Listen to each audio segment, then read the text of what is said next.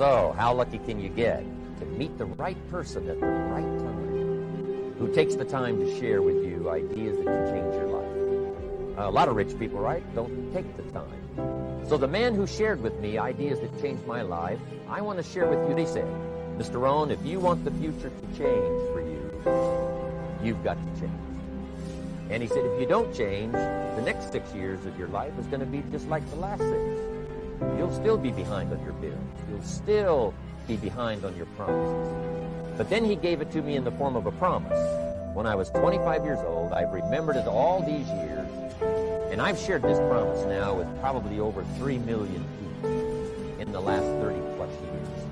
And it's going to be valid for you, so listen carefully to this promise. My teacher said to me, young man, if you will change, everything will change for you. If you will get better, everything will get better for you. What a clear message that was for me. He said, if you'll change your philosophy, you'll change your habits, if you'll refine your thinking, if you'll change and accept some new disciplines, if you'll turn the corner where you've been in the past, go for a new life for the future, he said all kinds of remarkable things will happen for you if you will change.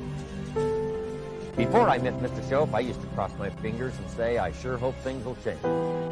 I was hoping the government would change and the tax structure would change and that my boss would change and pay me more money. I was hoping that, economics would change and prices would come down.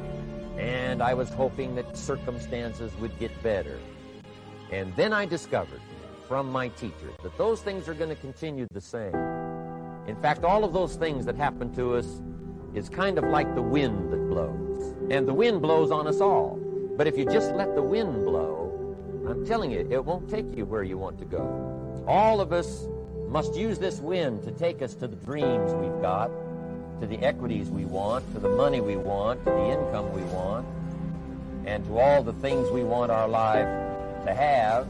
This is where we want to go, and we've got a good wind, but we must not leave our future just to the wind, just to the economy, just to the structure of the way things are happening today.